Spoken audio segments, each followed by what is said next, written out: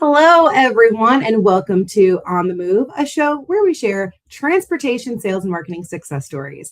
I'm Jennifer Karpus-Romain, Executive Director of TMSA, a trade nonprofit educating and connecting marketing and sales professionals in transportation and logistics. And today on the show, I'm excited to have Sarah Ahern, partner at Path Growth. How are you doing today, Sarah? I'm great. How are you? I'm good. I'm so excited to have you back on the show and we get to talk about all things benchmarking because that is what you do as a profession. And we are starting our own benchmarking process here at TMSA. You really do spend a lot of time working with transportation companies on growth strategy. And so I know benchmarking is a piece of that, but I'm curious just overall, what are leaders wrestling with today that feels different from even a year or two ago? It's such a great question. So, at Path, to your point, we are a market research and business management firm. We help organizations identify the missing signals that allow their leaders to act with confidence on the critical business decisions that matter most. And with that in mind, we've been working in supply chain, transportation, logistics for all 42 years we've been in business. And it is kind of a interesting time in the market. We were in COVID, where I think maybe the entire world was educated on what logistics is. It kind of became an industry I think many of us obviously knew and knew it was so important, but it really came on the main stage in such a big way during the pandemic. And what it seems the effect it seems to have had is that it's matured buyers. That kind of at the beginning, it was very much about what can you do for me? How can you make my job easier? Now the transformation that clients are demanding from their companies is how can you make my business better, which is a higher bar. And so it really is creating an interesting opportunity for people to either move ahead of the market and say, okay, I get that and I understand how I need to respond to my clients, my customers, to deliver on that, or potentially be left behind. So it's a really interesting time in the market right now. So we at TMSA have a benchmarking study that we do every other year, and we partner with Path Growth to help us develop that benchmarking study. So we first partnered with you guys back in 2024, which was a game changer. We've been doing this study for over 10 years, but we put it in the hands of the professionals to make it as best it could. And you guys were like, here's 30 pages of data that's really relevant for your members. And I was like, this is amazing. Thank you. One of the reasons why and what we're kind of going through in this benchmarking, we do have our survey open. If people want to participate in it, it's open for about 4 more days when this will be debuting. But we do want to make companies make smarter decisions. Like you said, that's what they want to be able to actually grow their business and use data in a way that's actually going to help. Is that why you think benchmarking is so important right now? Yeah. I mean, it's a personal pet peeve of mine. I hate wasting my time or working harder than I need to on any particular problem, which I feel like is kind of the same thing, wasting time. And I think that's where data comes in so powerfully. As opposed to guessing, we can understand what the market's doing, where customers are, what our peers are doing. So we just have a better understanding of what's going on so we can make better decisions. And that's why I am such a believer in the TMSA sales and marketing benchmark, because it's the only benchmark of its kind and it's industry specific data. There are tons of benchmarks out there about marketing, about sales, especially when we think about generically, even B2B specific.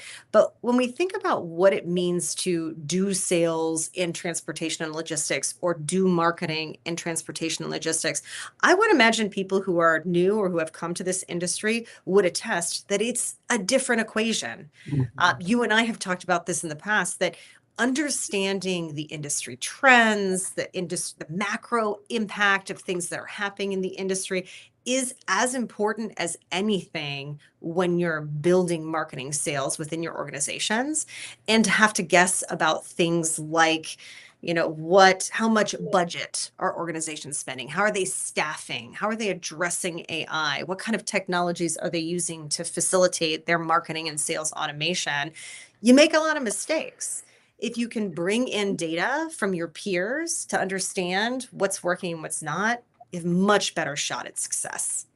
Absolutely. And one of the things that we do when we go to develop the survey questions themselves is like, so first you and I and your team sit and we're like, oh, okay, what had we heard for the past 2 years from members or questions that people had? And even like we've had over the past couple of years, we've been like, oh, I wish I could get more information on this, or where can I find this in the benchmark? And if it's something we don't have, I send it immediately to your team, like, let's mark this so that we know to add it. And then we work with our membership committee, who's also talking to members often, getting that information. And that's how we kind of combine and compile all of that information into the survey, and really making sure that we're hitting all of the things that are most important to sales and marketing today.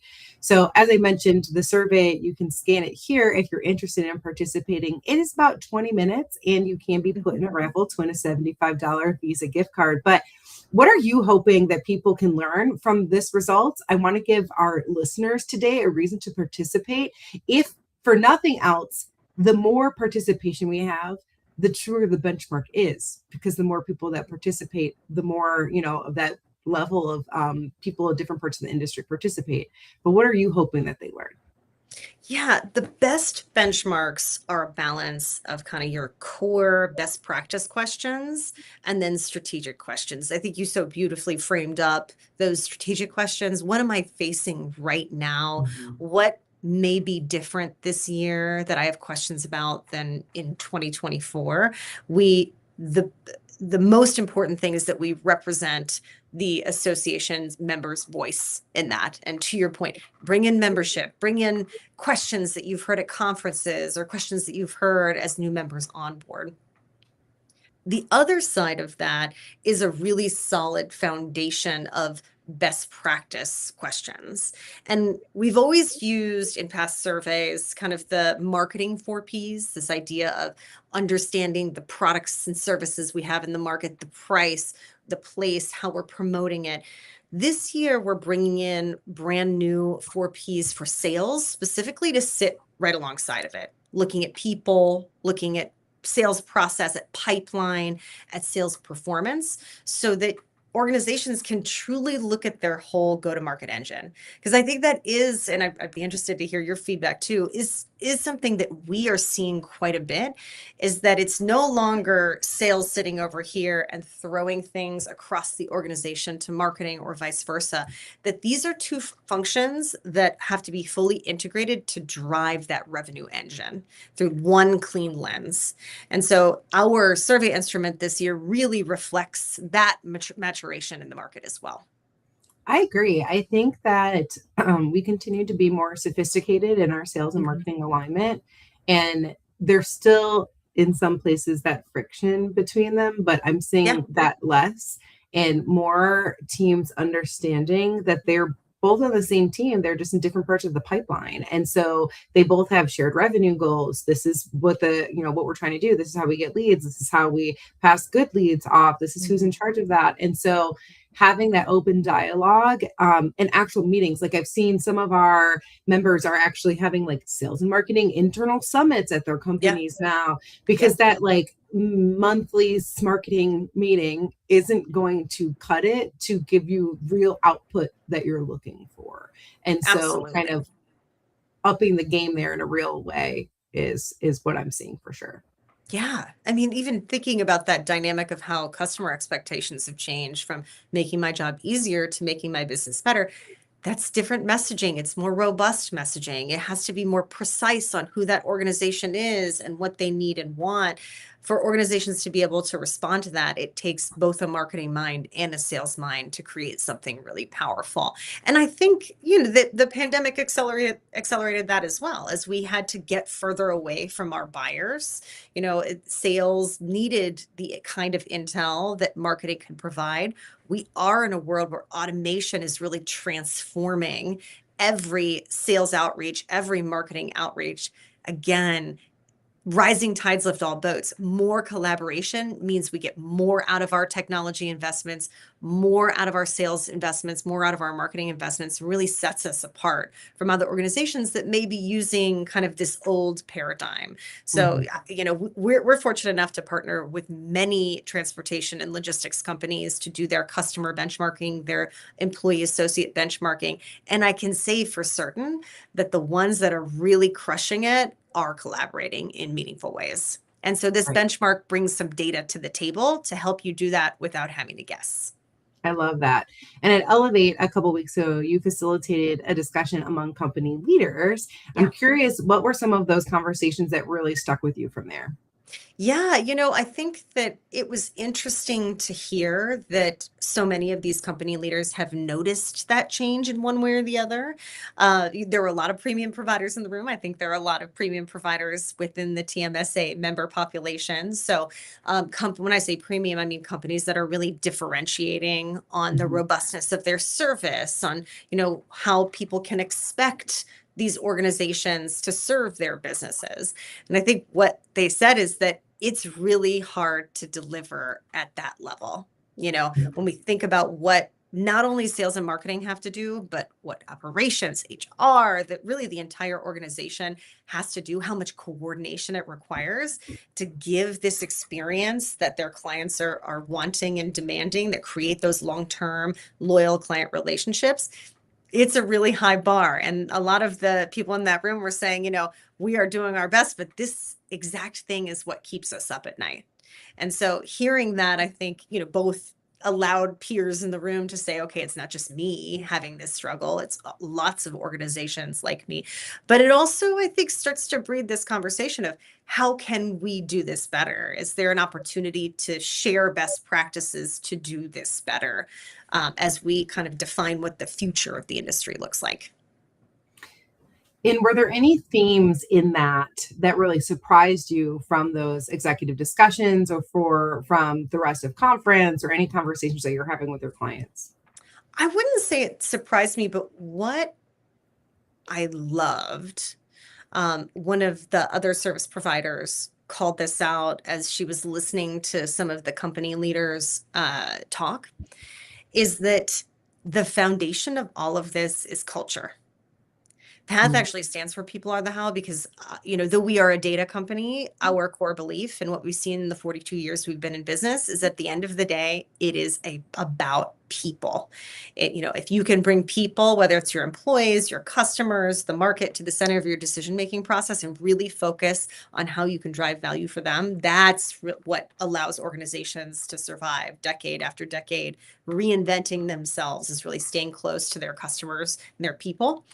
And that was kind of the underpinning under all of these conversations, is that you can't really do any of this functional work without a strong culture.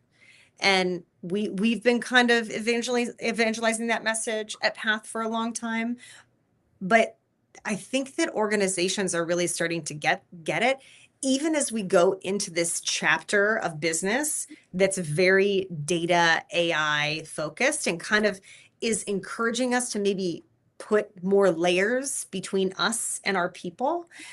I think organizations kind of feel that maybe that's not the best choice in every instance, in every decision, in every experience.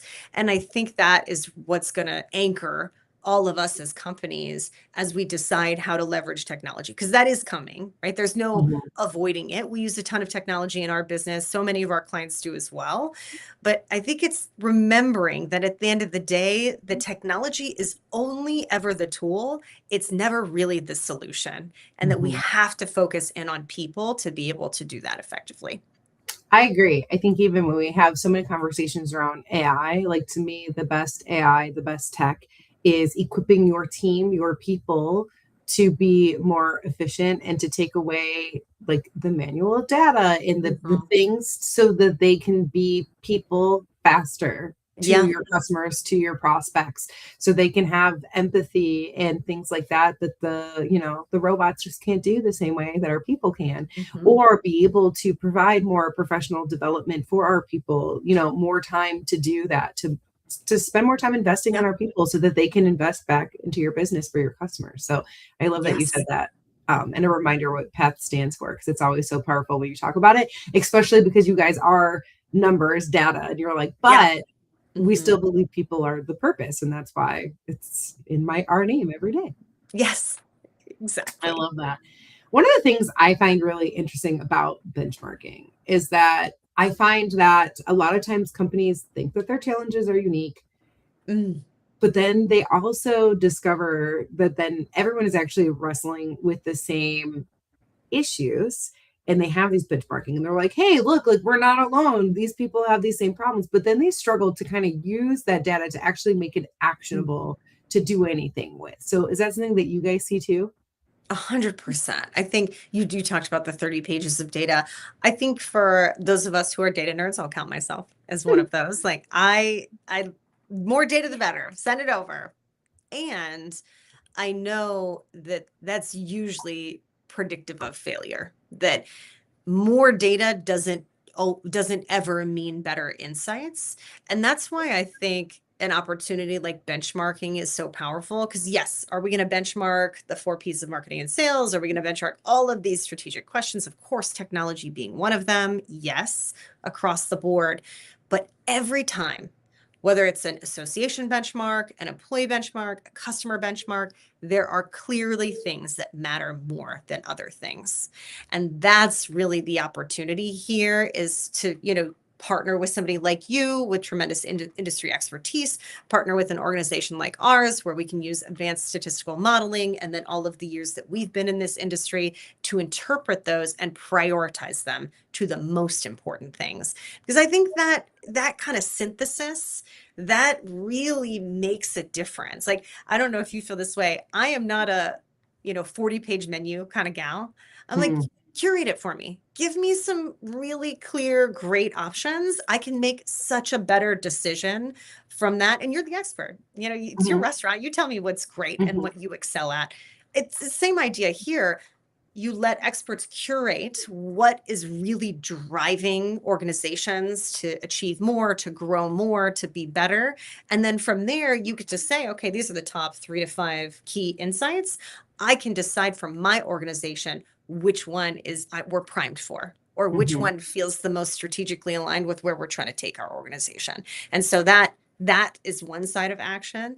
And then the other side, not to keep on harping on people, but the other side is, we just have to represent the organization's voices in the room. We're huge cross-functional team people. Change is painful when it happens to us, not with us. So if we get the right team of influencers together that really are a voice of the organization, bring this data to them, the magic happens in their interpretation. And then they can go out to the organization and advocate for it. So synthesizing it down to key insights, getting the right people from your organization that are really influential and can drive and represent the organization in a powerful way is the magic equation. Mhm. That's why, the way, like, yes, we have 30 pages of data for ours, but the whole beginning is that Yeah. key insights. Like, this Yes. is the Mhm. biggest things that everyone should be paying attention to. And then it gets into the weeds a little bit by design, but the weeds of Yeah. like what's going to matter to different roles in the industry. So like Yes. we have a separate section for sales, separate section for marketing, because yes, your marketing practitioner, your marketing coordinator may really want to understand what the current open rate is for email campaigns in the industry right now so that they can Mhm. confirm. Salespeople are not going to care about that. Just like your sales leader may be interested to see how different companies break down their sales team. Is it by geography, or is it by like client company type or anything like that? Like, but marketing's not going to care the same way. So like we put the key findings so you can really take Mhm. those big chunks, and then we break it down so that anyone can grab what they need as their own key finding as well, which I think is Yes. important. 100%. And I think in part, it's so helpful to do that because there have been some really key transformations within the sales Mhm. function, to your point exactly, within the marketing function. I think I do sales in my position. The way that sales has changed in the past 2 years with the advent of AI, with, the ability to really customize outreach to every individual buyer in a much more meaningful way has made it harder to authentically connect with buyers. Mhm. And so the sales team having specific information for them about where the industry is going, the trends, the opportunities is so important. Contrast that against the fact that marketing has been going through the same transformation. I don't know about you, but LinkedIn is so different, even over the past 12 months, than I feel like it ever been since I joined LinkedIn. I think it was in Mhm. 2007 or 2008, because of our ability to push content out Mhm. in this mass push that we've never been able to do before. So how do you break through the noise? Mhm. And then how do you do it in a B2B environment where the buying center is complex? These are things where you need information that's specific to your position so that you can empower yourself to make great decisions, to build the right teams, to have the right technology, to do what you need to do. Mhm. And my next question, I feel like you already answered, but if you have Mm. anything else to add to, like when you look at those high performing organizations, what are they doing when it comes to sales, marketing, and growth? Yes. One of the gentlemen in the company leader discussion called out what I feel like seems to be the key, and we were a part of a sales and marketing benchmark. This was not for transportation and logistics specifically, but we partnered with a marketing organization to do a sales and marketing alignment and collaboration benchmark. I think it was in 2021, so right in kind of the heat of the pandemic, and this was a key insight from that study too. One leader, it seems to be so predictive of success for the collaboration of these two organizations is one leader that really gets both sides of the equation and Mhm. believes in both sides of the equation, so that leader can look at the vision that incorporates the best of and supercharges both functions by integrating them. That seems to be so important, and this gentleman was calling it out as well. I look that just put like a full loop in my brain together that I didn't know was still open. And this is so silly. But when we built the new learning tracks for TMSA, part of Mm. why we had like the primary and parallel track situation is because so many of our members were like VP of sales and marketing. And we're like, well, they fit two buckets. And so we're like, Mhm. we need them to like pick whichever one they kind of lead with or want more knowledge or more information or where they may want to network the most, but then still have that parallel track so they can go to. And then same with like somebody is in the beginning stages of their career, but they want to like take the next step and still be getting that information. But it's funny that you say that because especially in this industry, we see so many of that lead as both over sales Yeah. and marketing. And this makes sense to me now that you say that from a benchmarking standpoint, because we have a lot of those roles in TMSA and we're like, well, how do we reach them and give them what they need? So that's kind of funny. But so our benchmarking study in its complete report, we give it to members as a member perk of being able to have that. If people participate in the survey, we will give out like the key findings as like a thank you for Yes. participating. But what is the best way to use those findings instead of just keeping them on the shelf? Like we really want to make sure, we've kind of given that scope, like make sure you're looking through the key findings for you, finding those pieces. But is there any other nuggets of knowledge that you have for those that would be utilizing our survey? Yeah, the best way to use this information, especially if this is kind of atypical for your organization, if maybe you're not using data in this way and you're kind of building a new function, is the repetition of it. I'll speak to AI. So we do this, a lot of our clients do this, that anytime you're trying to drive any sort of cultural shift, whether it's using technology like AI or using benchmarking insights to drive change across your organization, it does take a certain amount of repetition and a certain amount of allowing it to breathe and allowing people to try and use it so they can come back with questions to work. And so we've seen that whether it's in your regularly scheduled monthly business review, just creating a little bit of space in that conversation to keep coming back to the insights and seeing how people use them, how they don't, successes, challenges, share opportunities, or just merely remind them Mhm. that it exists and they can use it. But doing it month after month until you start to build some culture around it and it starts to become second nature, we've seen that again, time and time again, being so important to really integrating these insights. And then I think having an owner, somebody that really cares about it within your organization and wants to drive it, facilitate that discussion on that regular cadence can be really powerful as well. Because they're always going to be a super user. They're always going to be the ones that are kind of always having it in the back of their mind, thinking about creative ways to use it. And their energy can power people to start exploring and using it as well. And so, like I said, any kind of change, I'm a big believer in that model, but I think this data thing does take a certain amount of repetition to really get in people's brains so they know how to use it. Mhm.